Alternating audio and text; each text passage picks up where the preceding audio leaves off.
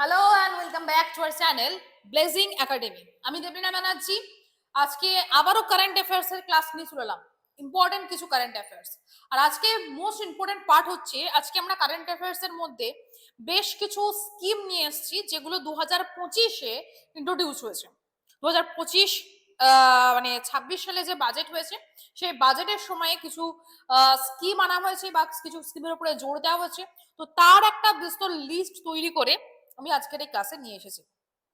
ক্লাসটা পুরোটা দেখবে, স্কিমটা আমি একদম শেষে করাবো, তো একদম কেউ স্কিপ করবে না। ভিডিওটা ভালো লাগলে কি করবে, লাইক, কমেন্ট এবং শেয়ার। আর ব্লেজিং একাডেমির অফলাইন ব্যাচে বা অনলাইন ব্যাচে যদি কেউ অ্যাডমিশন নিতে চাও অবশ্যই ফোন করো, আমাদের যে ডেসক্রিপশন বক্সে নাম্বার দেওয়া আছে সেখানে। আমাদের অফলাইন এবং অনলাইন দুটো ফেসিলিটি রয়েছে। অফলাইনে কিন্তু নতুন ব্যাচ শুরু হয়েছে এবং তার সাথে সাথে অনলাইনেও শুরু হয়েছে। তো যেটাতে তোমাদের সুবিধা, যেখানে তোমরা আমাকে চাও ক্লাসের জন্য, তাহলে অবশ্যই কন্ট্যাক্ট করো আমাদের ব্লেজিং একাডেমির ফোন নাম্বারে। ঠিক আছে, আগামী দিনে খুব তাড়াতাড়ি ডাব্লিউবিপি এর জন্য আমাদের ব্যাচ আসছে এবং ডাব্লিউবিসিএস স্পেশাল ব্যাচ খুব তাড়াতাড়ি আসছে ব্লেজিং একাডেমিতে। তো চলো শুরু করে দেবো আজকের ক্লাস। ফার্স্ট টপিক কি বলছে দেখো ভালো করে, ইউনিফর্ম সিভিল কোড। এই ইউনিফর্ম সিভিল কোড সম্পর্কে আগে তোমাদেরকে জানতে হবে যে এই ইউনিফর্ম সিভিল কোডটা কি।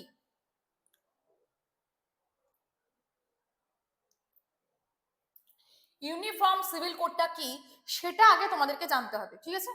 ইউনিফর্ম সিভিল কোড বা ইউসিসি, এটা আমাদের কোথায় রয়েছে, directive principle of state policy, ঠিক আছে, ডিপিএসপি এর মধ্যে রয়েছে। এবং ডিপিএসপি আমাদের কত নম্বর পার্টে রয়েছে, ডিপিএসপি এর পার্ট হচ্ছে 4, ঠিক আছে। আর্টিকেল 36 to 51, 36 থেকে 51 পর্যন্ত রয়েছে ডিপিএসপি। এই ডিপিএসপির মধ্যে ইউসিসি কোড মানে ইউনিফর্ম সিভিল কোড কত নম্বর আর্টিকেল রয়েছে, আর্টিকেল 44, 44তম আর্টিকেলে ইউনিফর্ম সিভিল কোড রয়েছে। এই ইউনিফর্ম সিভিল কোডটা কি সেটা আগে শুনো মন দিয়ে। এটা হচ্ছে যে সমস্ত দেশে মানে পুরো দেশে একটাই আইন, সবকিছুর জন্য আইন থাকবে এবং সেটা সবার জন্যই এক। আমাদের ভারতবর্ষে বিবাহ, ম্যারেজ, তারপরে জমি সংক্রান্ত, জমি কেনা বেচা, বিভিন্ন মানুষের জন্য বিভিন্ন রকম আইন রয়েছে। বিবাহের ক্ষেত্রে প্রত্যেকটা ধর্মের জন্য আলাদা আলাদা আইন রয়েছে, আবার ডিভোর্সের জন্যও প্রত্যেকটা ধর্মের জন্য আলাদা আলাদা আইন রয়েছে। সেই জন্যই রিসেন্টলি আমাদের ভারতবর্ষে একটা ট্রান্সজেন্ডারের একটা কেস উঠেছিল, তোমরা নিশ্চয়ই জানো, যেখানে সরি ট্রান্সজেন্ডার ঠিক নয়, লেসবিয়ান যেটা রয়েছে, যে ক্যাটাগরি রয়েছে, সেই লেসবিয়ানরা একটা কেস করেছিল যে হোমোসেক্সুয়াল যারা রয়েছে তারা মানে একই সেক্সের ব্যক্তিকে বিয়ে করতে পারবে, ঠিক আছে। এটা আমাদের দেশে বৈধ নয়, ওকে। কিন্তু এটার জন্য কেস করা হয়েছিল যে এটাকে বৈধ করা হোক, কিন্তু সুপ্রিম কোর্ট এই কেসটাকে খারিজ করে দিয়েছে। কেন? কারণ আমাদের যদি এই মানে হোমোসেক্সুয়াল ম্যারেজটাকে যদি কি বলবো অগ্রাধিকার দেওয়া হয় বা আইনে করা হয়, তো তার আগে আমাদের এই ম্যারেজের অ্যাক্ট যেটা রয়েছে, ম্যারেজ অ্যাক্টের প্রত্যেকটা ধর্মের জন্য না চেঞ্জ করতে হবে। কারণ আমাদের ম্যারেজ অ্যাক্টের মধ্যে সেখানে ছেলে এবং মেয়ের সম্পর্কের কথা বলা হয়েছে, ক্লিয়ার। সেখানে কোনো ছেলের বিয়ে বা কোনো মেয়ের বিয়ের কথা বলা হয়নি। তাহলে আমাদের ম্যারেজ অ্যাক্টের জন্য আমাদের এই যে অ্যাক্ট রয়েছে সেটা আমাদেরকে অ্যামেন্ডমেন্ট করে পার্লামেন্ট অ্যামেন্ডমেন্টের মাধ্যমে আমাদের এই জিনিসটাকে চেঞ্জ করতে হবে। একটা জিনিস, একটা আইন সুপ্রিম কোর্ট তৈরি করতে পারে না, আইন তৈরি করবে হচ্ছে পার্লামেন্ট, লেজিসলেটিভ করবে। সেটা পার্লামেন্ট হতে পারে, রাজ্য বিধানসভা হতে পারে। এবং পার্লামেন্ট বা রাজ্য বিধানসভা মানে লেজিসলেটিভ একটা বিল পাস হওয়ার পর সেটা অ্যামেন্ডমেন্ট হয় এবং অ্যাক্ট হয়। সেই অ্যাক্ট দেখাশোনা করে কারা, অ্যাডমিনিস্ট্রেটিভ প্রশাসনিক বিভাগে যারা রয়েছে, মানে তোমরা কিছুদিন পরে যে চাকরি করবে তোমরা অ্যাডমিনিস্ট্রেটিভ ডিপার্টমেন্টে থাকবে। আর এই আইন যদি কেউ মানে না মানে তার জন্য একটা পানিশমেন্ট রয়েছে, তার শাস্তি রয়েছে, সেইটা চলে যায় জুডিশিয়ারিতে। তো সুপ্রিম কোর্ট কোনো আইন তৈরি করবে না, সুপ্রিম কোর্ট দেখবে যে সেই আইনটা ঠিকঠাকভাবে পালন করেছে কিনা, অ্যাডমিনিস্ট্রেটিভ দেখবে পালন করেছে কিনা, আর পালন যদি না করে তাহলে তার জন্য কি ব্যবস্থা নিতে পারে, ঠিক আছে।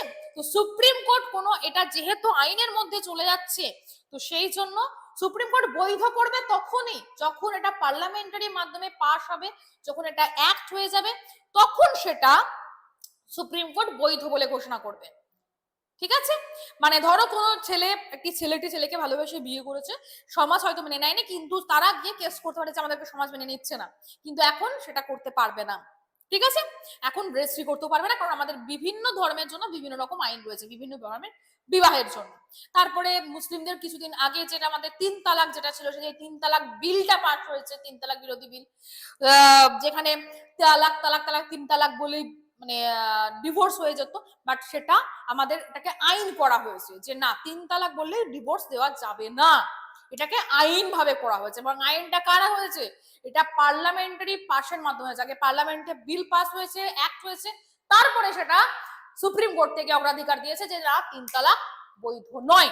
ঠিক আছে, তো এই ইউসিসি ইউনিফর্ম সিভিল কোড যেটা বলছে, সেই ইউনিফর্ম সিভিল কোডে বিবাহ, জমি সংক্রান্ত, জমি কেনা বেচা, বিভিন্ন জায়গায় বিভিন্ন রকম আইন রয়েছে, কিন্তু ইউনিফর্ম সিভিল কোডে বলা আছে যে সবার ক্ষেত্রে একই আইন থাকবে। ঠিক আছে, মানে জমি সংক্রান্ত, জমি কেনা বেচার মধ্যে হিন্দু, মুসলিম, খ্রিস্টান, বৈধ, তাদের বিভিন্ন জনের জন্য বিভিন্ন রকম আইন রয়েছে না, সবার জন্য এক আইন থাকবে। ইউনিফর্ম সিভিল কোড প্রথম চালু করেছিল উত্তরাখণ্ড রাজ্য, বর্তমানে গোয়াতে ইউনিফর্ম সিভিল কোড রয়েছে। রিসেন্টলি ভারতবর্ষে এই বিল আবার আসছে, ইউনিফর্ম সিভিল কোড জারি হোক গোটা ভারতবর্ষে। ঠিক আছে, সেটাই বলছে দেখো, তো Supreme Court in Pavini Shukla versus Union of India, UOI means Union of India, suggested UCC to address gender bias in personal laws। ঠিক আছে, ব্যক্তিগত আইনের জন্য যে এই ইউনিফর্ম সিভিল কোড চালু হোক।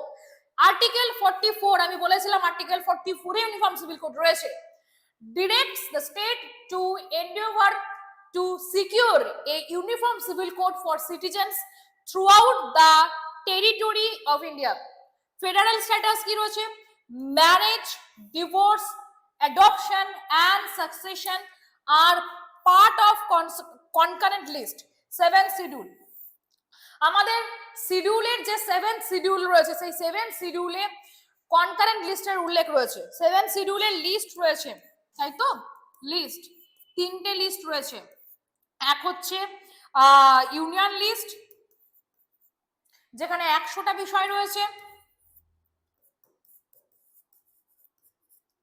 তারপর হচ্ছে স্টেট লিস্ট, যেখানে হচ্ছে 61টা বিষয়, আগে 66টা ছিল। আর একটা হচ্ছে কনকারেন্ট, কনকারেন্টটা হচ্ছে 52টা বিষয়, আগে 49টা ছিল, 47টা ছিল মানে।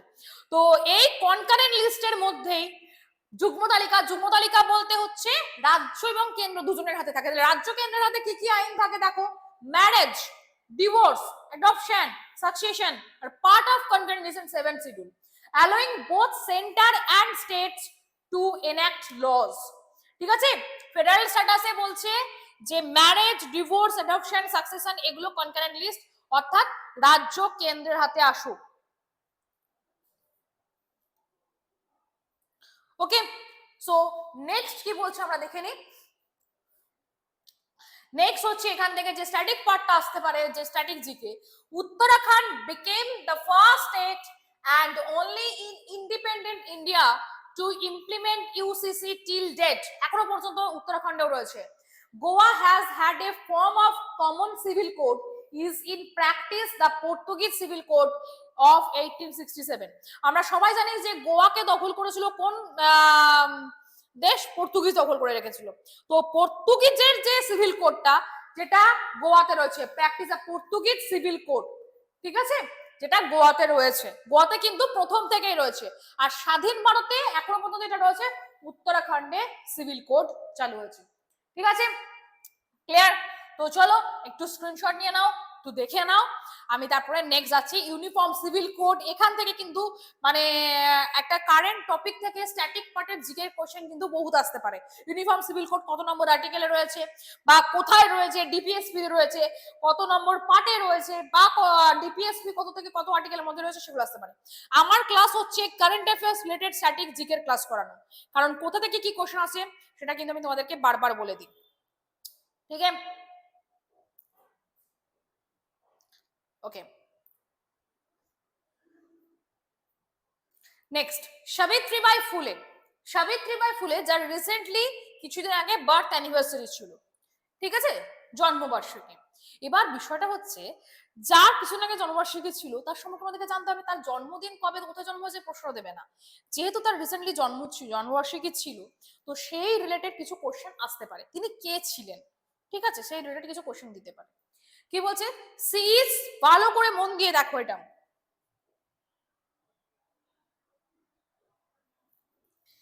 she is first female teacher in the first school for girls in Pune. পুনেতে প্রথম মহিলা বিদ্যালয়ের শিক্ষিকা ছিলেন সাবিত্রীবাই ফুলে। Started Mahila Seva Mandal to advocate women's rights. মহিলাদের অধিকারের জন্য তিনি মহিলা সেবা মন্ডল, মন্ডল মানে একটা সংস্থা, একটা দল তৈরি করেছিলেন, ঠিক আছে, ওই যে বলে গোষ্ঠী, ক্লিয়ার। সেট আপ বালহাট্ট প্রতিবন্ধক Griha for refugee to pregnant women at risk. যারা রিফিউজি, যাযাবর, যে সমস্ত যাযাবররা প্রেগনেন্ট, তাদের জন্য তিনি কি করেছিলেন, বালহাট্ট প্রতিবন্ধক গৃহ, ক্লিয়ার। তাহলে তিনি করছেন ওমেন্স এর রাইটস, মহিলাদের অধিকারের জন্য তিনি করছেন মহিলা সেবা মন্ডল, এবং যাযাবর মহিলা যারা প্রেগনেন্ট থাকছেন তাদের জন্য করছেন বালহাট্ট প্রতিবন্ধক গৃহ। Established education trust call native female school Pune. Okay, literary work Kavya Phule and বাহন কাশি সুবোধ রত্নাকর, দুটো তিনি সাহিত্য রচনা করেছিলেন, কাব্য ফুলে আর Bavan Kashi Subodh Ratnakar. Okay, social work কি কি ছিল, she initiated the first Satyashodhak marriage without dowry মানে বিনা পণে বিবাহ, ব্রাহ্মণ প্রিস্ট ব্রাহ্মণকে বিবাহ, অর ব্রাহ্মণিক্যাল রিচুয়ালস মানে বলছে যে বিনা পণে বিবাহ, ব্রাহ্মণ ছাড়া বিবাহ, আর ব্রাহ্মণের যে রিচুয়ালস সেই রিচুয়ালস ছাড়া বিবাহ, মানে এটা বিবাহ দিয়ে দিলেই হলো, এরকম এই সিস্টেম তিনি চালু করেছিলেন। সোশ্যাল ওয়ার্কের মধ্যে তিনি করেছিলেন first Satyashodhak marriage, clear. She died in 1897 while nursing patient during the plague epidemic. আমাদের যেমন 2020 সালে করোনা হয়েছিল, কোভিড এসেছিল, তো সেই রকম সময় মহামারী প্লেগ, আর 2020 100 বছর আগে 1920-তে হয়েছিল কলেরা, ঠিক আছে, তারও আগে হয়েছিল প্লেগ, যেটা প্লেগটা হচ্ছে ইঁদুর থেকে ছড়িয়েছিল। তো সেই প্লেগ মহামারীর সময় তিনি মারা যান, ঠিক আছে। তো সাবিত্রীবাই ফুলে সম্পর্কে যে তথ্যগুলো দিলাম সেই তথ্যগুলো কিন্তু খুবই গুরুত্বপূর্ণ তোমাদের যে এসএসসির এক্সাম আছে, রেলের এক্সাম রয়েছে তাদের জন্য। আমি বারবার বলছি এগুলো কিন্তু পড়তেই হবে, এই ছোট ছোট জিনিসগুলো থেকে প্রশ্ন কিন্তু আসবে, মাথায় রেখো। কারণ তোমরা জানো না কোথা থেকে কি প্রশ্ন আসবে, আমিও জানি না, আমি জানলে আজকে বিশাল বড় লোক হয়ে যেতাম। তো যাই হোক, তো কোথা থেকে কি প্রশ্ন আসবে কেউই আমরা জানি না, কিন্তু একটা আইডিয়া করতে পারি।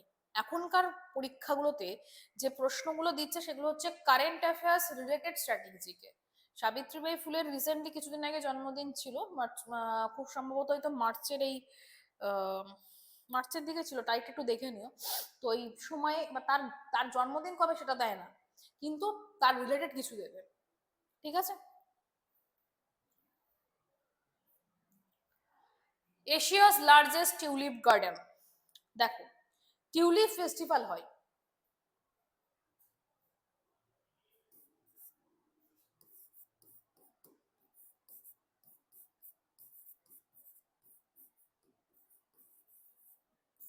টিউলিপ ফেস্টিভ্যাল, এই টিউলিপ ফেস্টিভ্যাল যেটা একটা ফ্লাওয়ার, খুব সুন্দর গন্ধ এবং খুব ইউনিক এটা, মানে এই টিউলিপ ফুলটা বিশ্বের সব জায়গায় কোথাও যেভাবে পাওয়া যায় না, একমাত্র জম্মু কাশ্মীরে, আমাদের ভারতবর্ষে একমাত্র জম্মু কাশ্মীরে পাওয়া যায়। তো জম্মু কাশ্মীরে এই টিউলিপ উৎসবটা হয় এবং বসন্তকালের এইরকম সময়ে হয়। তো এশিয়ার মধ্যে লার্জেস্ট টিউলিপ গার্ডেন কোথায় রয়েছে, জায়গাটার নামটা important, foothills of জাবার one range, ডাল লেক, শ্রীনগর, শ্রীনগরের ডাল লেকে জাবার ওয়ান রেঞ্জে বা শৃঙ্গতে রয়েছে। ঠিক আছে, টিউলিপ ফেস্টিভ্যাল এখানেই হয়। যদি বলে যে টিউলিপ ফেস্টিভ্যাল কোথায় হয়, কোন রাজ্য বা স্টেটে, সেটা হচ্ছে জম্মু কাশ্মীর। ক্লিয়ার? চলো স্ক্রিনশট নিয়ে রাখো।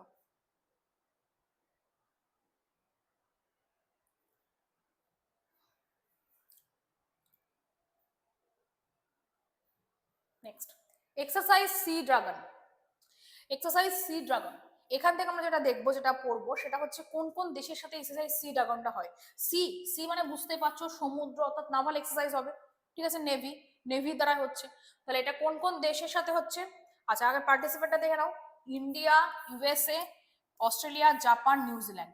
এই ইন্ডিয়া, ইউএসএ, অস্ট্রেলিয়া আর এই জাপান, এই চারটেতে ছিল কোয়াড কান্ট্রিজ।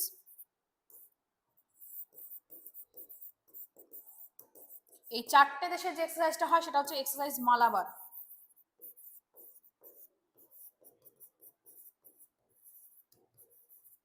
ঠিক আছে, এই মালাবার এক্সারসাইজ কোয়াড কান্ট্রিজ চারটে, ইন্ডিয়া, ইউএসএ, অস্ট্রেলিয়া, জাপান। ঠিক আছে, তো আর রিসেন্টলি যে সি ড্রাগন যেটা হয়েছে, সি ড্রাগনটা হয়েছে নিউজিল্যান্ড এসে অ্যাড হয়েছে, এবং এটা এই বছর কোথায় হয়েছে? প্রশান্ত মহাসাগরে হচ্ছে, western Pacific ocean near Guam. Okay, multi national anti submarine warfare exercise. ঠিক আছে, এটা নাভাল এক্সারসাইজ, নেভি এক্সারসাইজ, কারণ যেহেতু তোমরা বুঝতে পারছো এটা সি ড্রাগন, মানে সমুদ্র হচ্ছে, তাহলে নেভি হবে। ওকে, তো এটাও লিখে রাখো, এটা কিন্তু আলাদা এক্সারসাইজ। ঠিক আছে, মালাবার এক্সারসাইজ যেটা রয়েছে সেটা আলাদা এক্সারসাইজ, এবং এটা চারটে দেশের সাথে হয়, ইন্ডিয়া, ইউএসএ, জাপান এবং অস্ট্রেলিয়া। ওকে, চলো স্ক্রিনশট অর নোট ডাউন।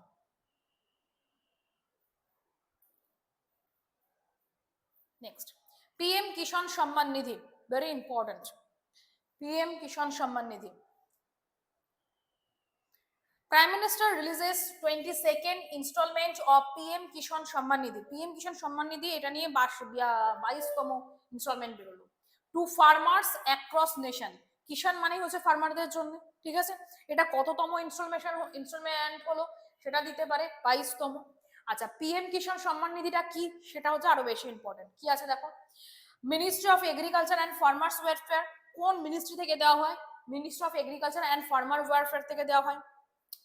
আচ্ছা, লঞ্চ কবে হয়েছিল? 2019 সালে। টাইপ হচ্ছে সেন্ট্রাল সেক্টর স্কিম। আচ্ছা, অবজেক্টিভ কি? Supplement financial needs of land holding farmers. এই ল্যান্ড হোল্ডিং ফার্মার্স মানে কি? ভূমি চাষী, মানে এরা কিন্তু ভাগ চাষী নয়। হ্যাঁ, ভূমি চাষী মানে যাদের নিজস্ব জমি রয়েছে, যারা নিজের জমিতে নিজেই চাষ করে, তাদের জন্য এই পিএম কিষাণ সম্মান নিধি, এবং তাদেরকে বছরে কিছু টাকা দেওয়া হয়। ওকে, সেটাই বলা হচ্ছে বেনিফিট। কি বলছে? 6,000 টাকা পার ইয়ার, 6,000 per year in 3 equal installment, and 2,000 each to land holding farmer families, husband, wife, minor children, and directly to their bank account, মানে তাদের অ্যাকাউন্টে ডিরেক্টলি ঢুকে যায়। ঠিক আছে, বছরে 6,000 দেওয়া হয়, 3বার দেওয়া হবে, 3টে ইনস্টলমেন্ট। আর পিএম কিষাণ সম্মান নিধি কাদেরকে দেওয়া হয়? যাদের নিজস্ব জমি রয়েছে। শুধু নিজস্ব জমি থাকলেই হবে না, সেই জমিতে সে চাষ করতে হবে, তাকে, সে নিজেই নিজের জমির চাষি। ঠিক আছে, কৃষক বা ফার্মার, তাদেরকে দেওয়া হয় 6,000 টাকা। ক্লিয়ার? আর 2,000 টাকা each to land holding farmer family, তার ফ্যামিলিকেও দেওয়া হয়। ক্লিয়ার?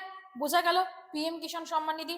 পিএম কিষাণ সম্মান নিধি যে অ্যাবাউট যে পয়েন্টটা রয়েছে সেটা কিন্তু খুব ইম্পর্টেন্ট। আচ্ছা, এই হচ্ছে স্কিম, স্কিমের লিস্ট। এদিকে scheme name, launch, ministry and department, কি অবজেক্টিভস অর আউটলে, মানে কি আছে সেটা। আমি ভালো করে পড়ছি, ভালো করে বোঝাচ্ছি, মন দিয়ে শুনতে থাকবে, কারণ এটা কিন্তু ভীষণ ইম্পর্টেন্ট আজকের ক্লাস।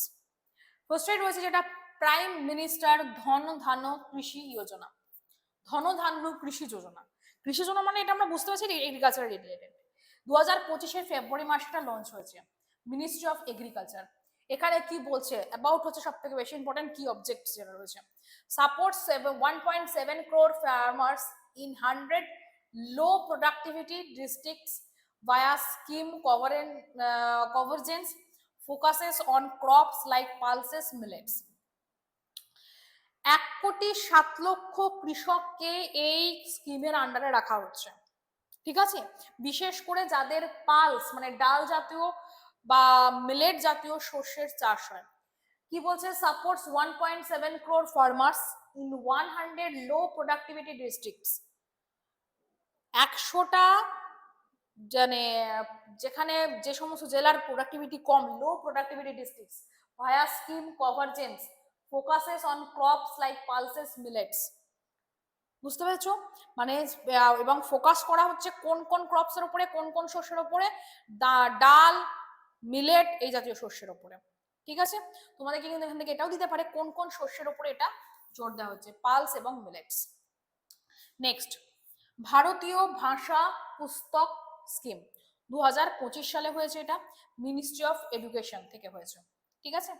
ভাষা পুস্তক স্কিম এটা কিন্তু ইম্পর্টেন্ট রয়েছে, যেহেতু এটা নামের সঙ্গে আমার কি বলবো মিনিস্ট্রির খুব একটা মিল নেই, সেক্ষেত্রে important. Digital Indian language books for schools higher education promotes multilingual learning. Digital, এখন আমাদের ডিজিটাল লিটারেসির উপরে ভীষণভাবে জোর দেওয়া হচ্ছে, 100% ডিজিটাল লিটারেসি হয়ে গেছে কেরালাতে। So digital Indian language books, ঠিক আছে, ভারতীয় ভাষার জন্য for school and higher education promotes multilingual learning, মানে বিভিন্ন ভাষা যাতে শিক্ষা পাওয়া যায় তার জন্য ডিজিটালি এই ল্যাঙ্গুয়েজ, মানে যেমন ডিজিটাল লাইব্রেরি হয় তেমনি ডিজিটাল ইন্ডিয়ান ল্যাঙ্গুয়েজ, ঠিক আছে, একটা ডিজিটাল প্ল্যাটফর্ম তৈরি করা হয়েছে, যেটা হচ্ছে Bharatiya Bhasha Pustak scheme. Next, gig workers scheme, e Shram portal, ministry of labour থেকে করা হয়েছে, 2025 সালে এটা হয়েছে। Identity cards, PM Jan Arogya Yojana, health cover for 1 crore gig workers on online platforms. এই যারা গিগ ওয়ার্কার্স রয়েছে তাদের জন্য জন আরোগ্য যোজনা, মানে আমাদের যে হেলথ কার্ড, এই হেলথ কার্ড করা হয়েছে তাদের জন্য, গিগ ওয়ার্কার্সদের জন্য, ঠিক আছে। এই স্কিমটার নামই হচ্ছে গিগ ওয়ার্কার স্কিম। এটার যে পোর্টালটা তাদের জন্য করা হয়েছে ই শ্রম পোর্টাল, ঠিক আছে। চলো, আশা করছি বুঝতে পেরেছো, এটা একটা স্ক্রিনশট নিয়ে নিতে পারো।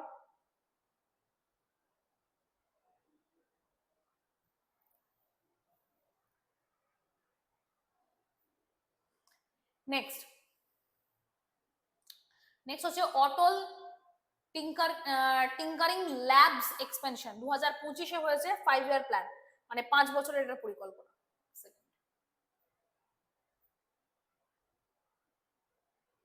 ওকে, মিনিস্ট্রি অফ এডুকেশন থেকে করা হয়েছে। 50,000 labs in government schools to foster innovation and scientific temper, মানে সায়েন্টিফিক টেম্পার, তারপরে তোমার ফোস্টার ইনোভেশন এসবের জন্য 50,000 ল্যাব তৈরি করা হয়েছে গভর্নমেন্ট স্কুলে।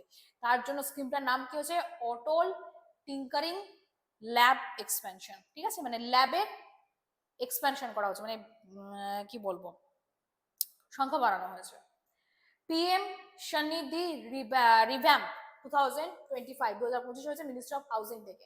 এটা কি, enhance loans, UPI linked ₹30,000 credit cards, capacity building for 68 lakh street ভেন্ডর্স।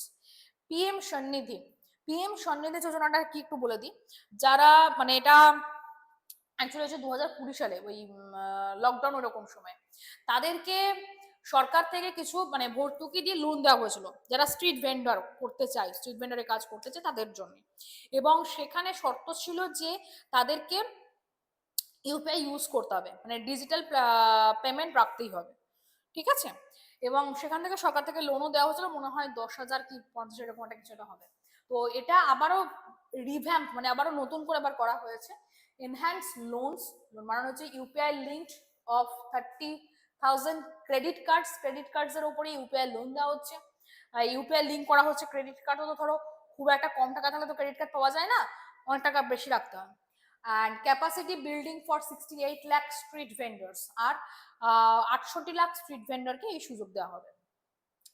PM Vikshit Bharat Rozgar Yojana, Vikshit Bharat 2025 1st August, Ministry of Labor, 99,446 crore for 3.5 crore jobs, EPF incentives for new hires, EPF মানে employment provident fund 99,446 কোটি টাকার জন্য 3,05,00,000 job চাকরি দেওয়া হচ্ছে। আচ্ছা, এটা হচ্ছে ফার্স্ট টাইমার্স। আর EPF incentives for new hire, যারা নতুন আসছে তাদের জন্য ইপিএফ ইনসেনটিভ থাকছে। আর আগস্ট 2025 থেকে জুলাই 2027 পর্যন্ত এটা থাকবে। Next, guarantee for Rozgar and Ajeevika mission গ্রামীণ বিল, ডিসেম্বর 2025 এটা পার্লামেন্টের বিলটা এসেছে। বিল মানে দেখেছো পার্লামেন্ট, ঠিক আছে। আচ্ছা, minister of rural dev, rural department হবে এটা। ইনক্রিজেস MGNREGA, এটা হচ্ছে মহাত্মা গান্ধী যে ন্যাশনাল রুরাল যে স্কিম রয়েছে অ্যাক্ট রয়েছে সেটা। Guaranteed days from 100 to 125 and 1.51 lakh crore outlay for rural development, ঠিক আছে। এটা হচ্ছে ওই 100 দিনের কাজটা বেড়ে হয়েছে 125 দিনের কাজ, ক্লিয়ার। আর 1,55,000 কোটি আউটলে ডেভেলপমেন্টের জন্য বরাদ্দ করা হয়েছে। 1200 ভোকেশনাল স্কিল ল্যাব অক্টোবর 2025, এটা প্রধানমন্ত্রী লঞ্চ করেছেন এবং মিনিস্ট্রি অফ এডুকেশন থেকে লঞ্চ করা হয়েছে। In 400 Navodaya Vidyalaya and 200 Eklavya school across 34 states and UTs for youth skilling. আচ্ছা, আমাদের তো 28টা স্টেট নেই, আমাদের 28টা স্টেটের কথা বলেনি। 34টা স্টেট নেই, আমাদের 28টা স্টেট আর 8টা ইউটি, তাই তো। টোটাল নিয়ে কত হচ্ছে? 36টা। 34টা স্টেট এবং ইউটিতে এই 400 নবোদয় বিদ্যালয় এবং 200 একলব্য স্কুল তৈরি করা হবে। তার জন্য এটা হচ্ছে 1200 ভোকেশনাল স্কিল ল্যাব। বিহার মুখ্যমন্ত্রী নিশ্চয় সব্যম সহায়তা ভট্ট যোজনা, রিহাব মানে এটাকে এক্সটেন্ড করা হয়েছে। এটা আগে শুরু হয়েছিল আর এক্সটেন্ড করা হচ্ছে। আবারও বলছি, বিহার মুখ্যমন্ত্রী নিশ্চয় সভ্যম সহায়তা ভট্ট যোজনা 2025 অক্টোবর, এটা বিহার সরকার করেছে।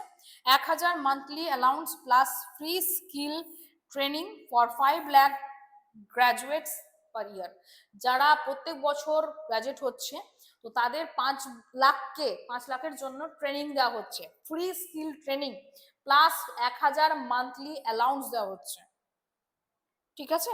1000 টাকা দেওয়া হচ্ছে, তার সাথে ফ্রি স্কিল ট্রেনিং দেওয়া হচ্ছে যারা প্রত্যেক বছর এই গ্রাজুয়েট হচ্ছে, ক্লিয়ার।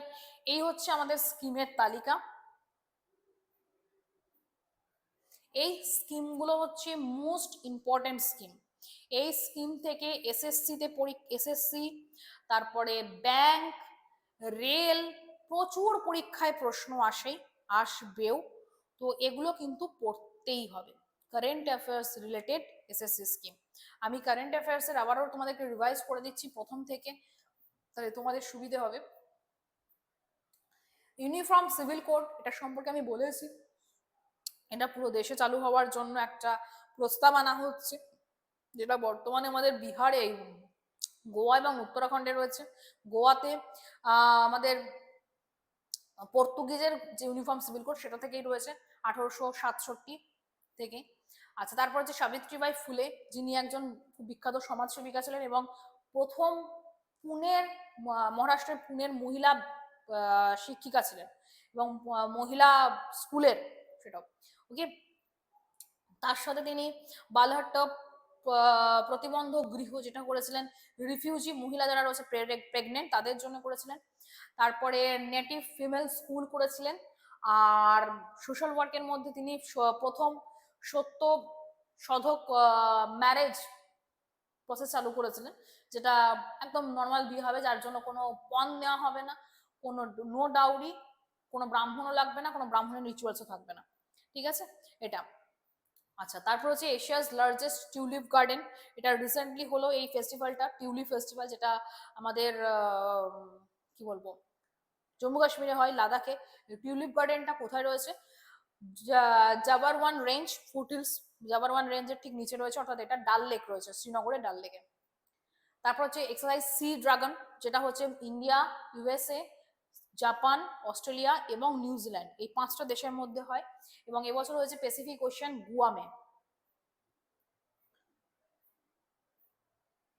তারপর হচ্ছে পিএম সম্মান নিধি স্কিম, যেটা যেটা হচ্ছে এবছর মানে 2019 এটা লঞ্চ হয়েছে, কিন্তু এবছর 22তম ইনস্টলমেন্ট। অর্থাৎ পিএম সম্মান নিধি হচ্ছে যারা ভূমি চাষী রয়েছে, যাদের নিজস্ব জমি রয়েছে, নিজস্ব জমিতে যারা চাষ করেন, যে সমস্ত কৃষকরা নিজস্ব জমিতে নিজেরাই চাষ করে, তো তাদের জন্য 6,000 টাকা দেওয়া হয় প্রত্যেক বছর, বছরে একবার দেওয়া হয়।